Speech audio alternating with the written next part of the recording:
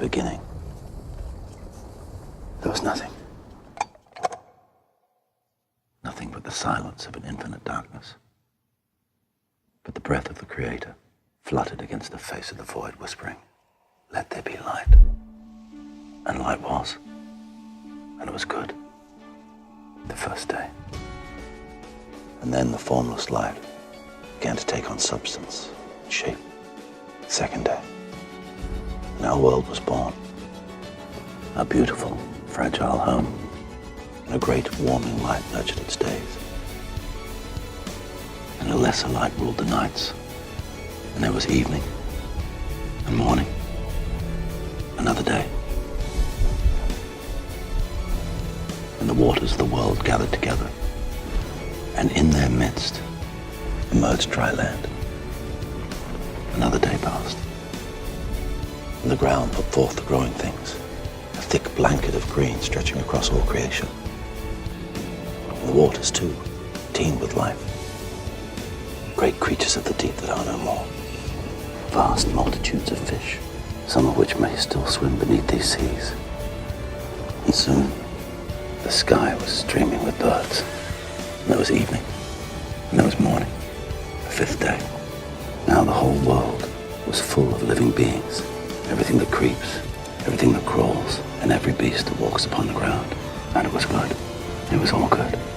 There was light and air and water and soil, all clean and unspoiled.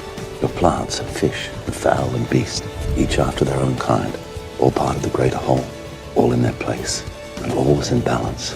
It was paradise, the jewel in the Creator's palm.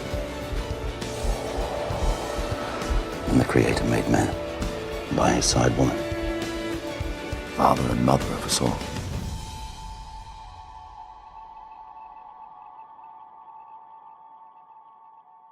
I just want to ask a question. As you can see, we're starting a new series. This is a 5-week series. We're starting on the beginning. We're going to go through some different beginnings in the Bible. Obviously, creation is the first one. And have you ever in your life tried to create something, tried to start something, tried to make something? When you think about that, what comes to mind? What's your process? How do you start? Do you come up with an idea of something maybe you need? Maybe it's something you're wanting. Maybe you see somebody who has a need and you want to, fulfill that need for them. But what is your process? Do you use, do you go online? Do you find plans for something? Do you maybe just get a cookbook because you're trying to create, make dinner?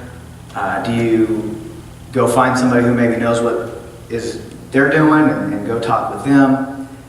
I know for me, generally when I'm trying to create things, the first thing I do is I plan. I'm a planner, so I like to plan. I start to think, I start to process. The next thing I do is I plan some more, because I can't just do it from one plan. I got to keep planning.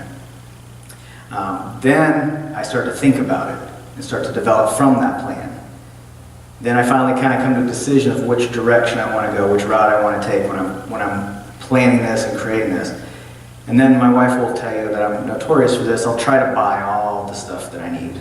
I'll go out and say, well, I need this one tool because I just can't do it without this one tool, which really turns into like 4 or 5 tools. I need these things, or I need this, which she won't allow me to do. So then I go back to planning again, because now I got to figure it out again, because I don't have the things I need, or that I think I need.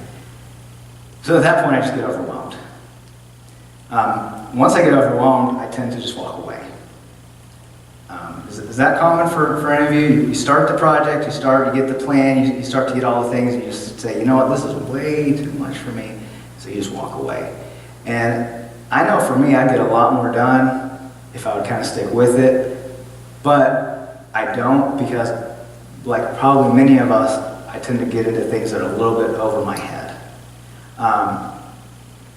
When we do create things, and we do start things that we're successful in, we tend to do things that we know, things we're familiar with. For me, obviously, I'm a musician.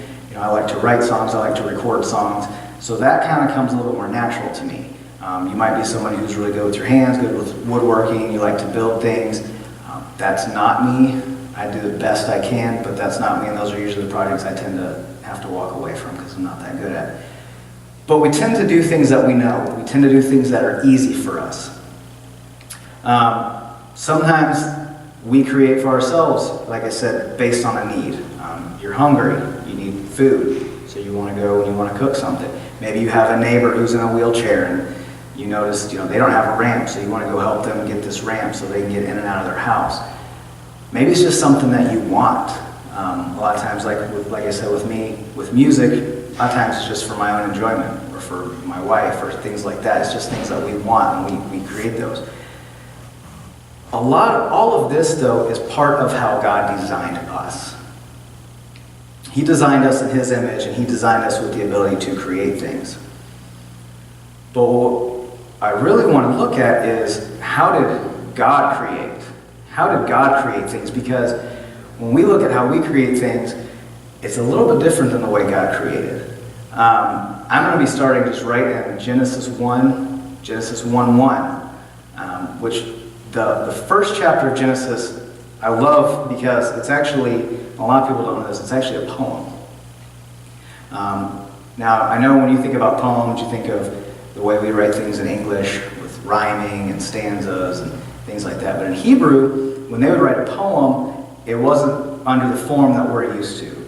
They would actually, a lot of times, point to one thing and they'd parallel it with other things. Sometimes they'd use metaphors, sometimes it was just two parallels. But the story of Genesis, of creation, is actually a poem. That doesn't mean it's not true, it doesn't mean it's not accurate, but just the way in which the writer wrote it, it's poetic. The first two verses of Genesis 1 actually introduce the poem. And the first three words of Genesis 1 are "in the beginning." And I think that those are just some really, for me, when I hear that, it's kind of some heavy content right there. Because when I think "in the beginning," usually we think of a story like Once Upon a Time, or, when I was going to do this. You start, but there's kind of other things going on. There's kind of backstory, there's kind of history there. But in Genesis 1, when it says "in the beginning," there was nothing. It is the beginning. It is the beginning of everything. And we go from "in the beginning" right into God. It doesn't say "in the beginning there was God." It doesn't say anything like that. It goes right into the beginning, God, because God was already there. God was already present. God was already existed. So in the beginning, God created the heavens and the earth. And if you were here last week or listened to the sermon online, we talked about in Hebrew and in the ancient Jews, they believed that when God created the heavens and the earth, that was basically the planet we lived and then just everything else. Heavens were everything outside of earth. So God created where we live, and God created everything else. Then the next line says, "The earth was without form and void," which I think is pretty interesting because what the writers kind of explain to us is a couple things. One, there was chaos. A lot of times when we think of when God spoke and when God created, He spoke and then just everything just popped up and there it was in this nice little happy place. I've heard people say, "Man, I'd love to have been there when God created." For me, I'd have to have a new pair of pants every day, because I guarantee you it was probably scary. Because He opened His mouth and things started coming out and it was chaos. And it says that it was without form and it was void. So we know that it was not yet formed. It was chaotic and it didn't have any of its substance. It wasn't filled yet. And the next line says, "And the darkness was over the face of the deep." So they're pointing and saying there was darkness. We know that He had not created light yet. And what's interesting here in this picture, because again, if you want to read this from kind of a ancient Jewish understanding, to them they kind of had two beliefs. So anything that was good was attached to light, and anything that was bad was attached to darkness. So what he's doing here is he's saying it was still chaotic, it was still dark, it had not been formed good yet. Not that what God was doing wasn't good, but it had not been given that title yet. It was still dark. And the Spirit of God was hovering over the face of the waters. So the Spirit, the Hebrew word for Spirit is ruach, which literally means breath. The breath of God was hovering over the waters. So we know that there was water, but That's all there was. So there's this chaos, there's this water, and the breath of God comes above the water. And what's interesting with this too is water in Judaism was the source of life. So we know that we have darkness, but we have the source of life. So there's no substance, but life has been present. Life is present there. And so this is kind of the introduction to this beautiful poem of creation. So we know that at the beginning, God has opened his mouth. He's created, but it's without form. It's chaos, it's dark, and his breath is upon it. Now, like I said, the next section, which is the days of creation, are this poem. And there's two parts to the poem. There's two different aspects of creation. So your first is where God creates what they call the realms, or the parts of creation. And the second 3 days are what they call the rulers. And it's really interesting because the more I studied about this, the more I just thought, how amazing the story is and how everything lines up. So the first day of creation, this is in verse 3, it says, "And God said, let there be light, and there was light. And God saw the light was good, and God separated the light from the darkness." So on day 1, the first realm he creates the light and darkness. He creates the day. He separates the light from the darkness. He gives us the light. So that's his first realms, the day and the night. The second day, which is in verse 6, says, "And God said, let there be an expanse in the midst of the waters, and let it separate the waters from the waters. And God made the expanse and separated the waters that were under the expanse from the waters that were above the expanse, and it was so." What the expanse was, just to kind of break that down, that's when God separated the water on earth from the atmosphere. So God creates the atmosphere, he gives the earth its form, he starts to create the water and separate everything. So now he's given us the second realm, he's given us the second area. So we have the day, the night, then we have the separation of the sky and the water. And that's day 2. Now on day 3, which is in verse 9, it says, "And God said, let the waters under the heavens be gathered together into one place, and let the dry land appear. And it was so. God called the dry land earth, and the waters that were gathered together he called seas. And God saw that it was good." So from the water, he brings forth the land. He brings the land up from. He separates the waters out and develops the land. So this is our third area. So we have the day and night, we have the water and sky, and now we have the land. Those are the first 3 days of creation. Now what's really great is the next 3 days of creation, God's going to fill each one of those. And he does it in order. So the 4th day of creation, which is in verse 14, it says, "And God said, let there be lights in the expanse of the heavens to separate the day from the night, and let them be for signs and for seasons, and for days and years. And let them be lights in the expanse of the heavens to give light upon the earth. And it was so, and God made 2 great lights, the greater light to rule the day, and the lesser light to rule the night and the stars." So day 1, he creates that day and that night, and day 4, he sets up the sun, the moon, the stars, and everything to rule over that realm.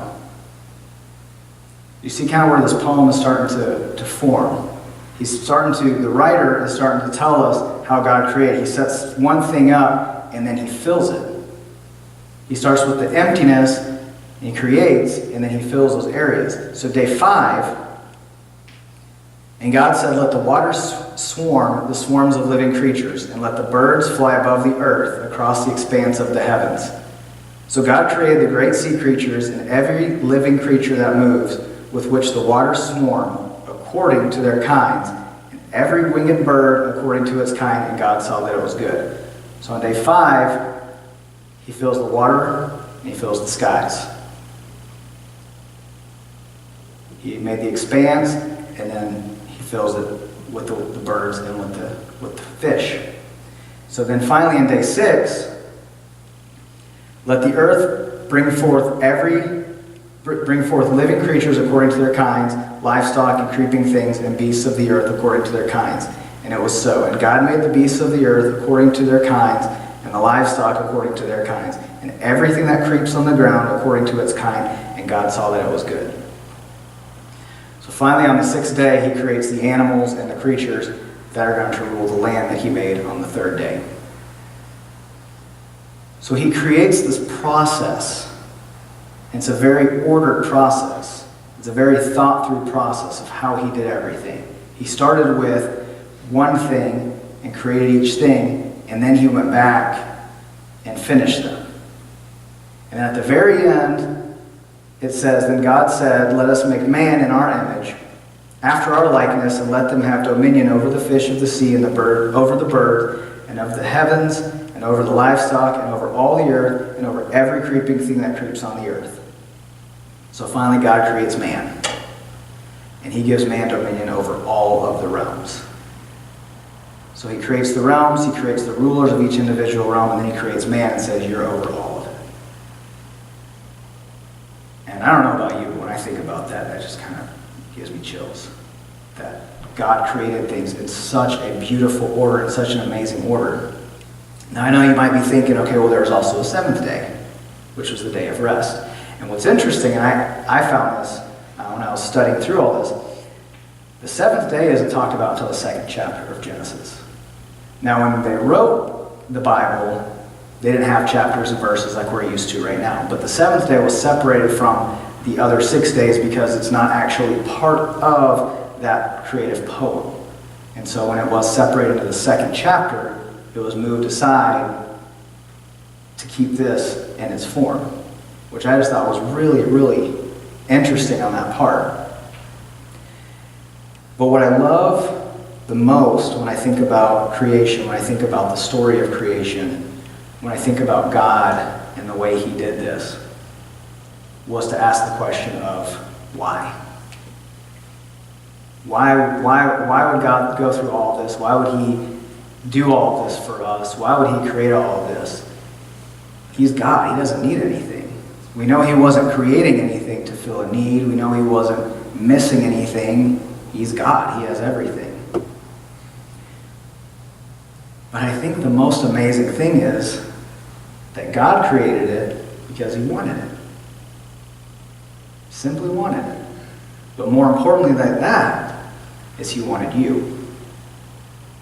He created all of this for you, for each one of us. He didn't need anything, but he wanted a relationship with each of us. And he created each of us. And he created this creation for us. For nothing else than just us. Because that's what he wanted. For those of you who are married, would you go through so much work and so much effort to create something like that for your spouse just out of love? Just for nothing else than just pure love? And of course, I know all the wives are hoping that your husband says yes.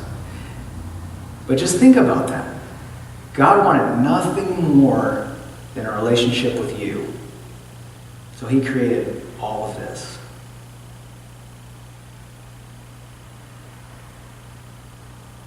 And when I think about that, I guess the question that comes to my mind is, why wouldn't we want a relationship with him? And I know there's so many people, there may be people here tonight, there may be people watching online that don't have their relationship with God and maybe don't understand that he did this for you. Just for you. And it's yours. And that's something I just want you to think about this week. And maybe you are a Christian, maybe you've been believing for your whole life, but maybe you haven't just really soaked that in, that the glory of God, that he did this just for us to enjoy, for us to connect with him. He didn't need it. He doesn't need us, but he wants us. So that's something I want you to think about. And as we go on through this series, we're going to look at some other things, some other areas in the Bible where God moves in some amazing ways, again, for us. Because if you know anything of the story, you know we're going to screw it all up. but he's going to fix it. And so the next few weeks, we're going to look at all the times he keeps fixing it because he loves you. And he wants that relationship with you.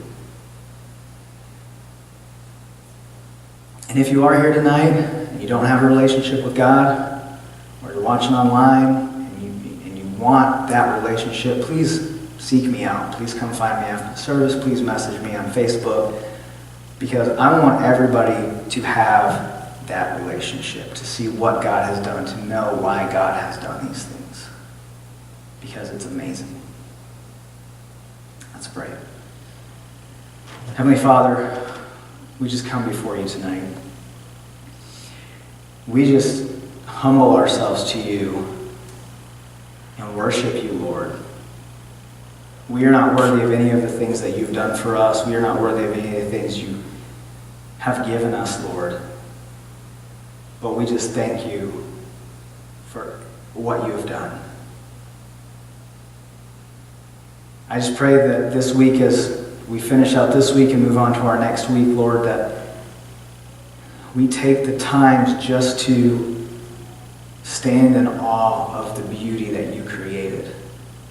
Just to go outside and look at the mountains that stand before us and know that you created those for us to enjoy, Lord.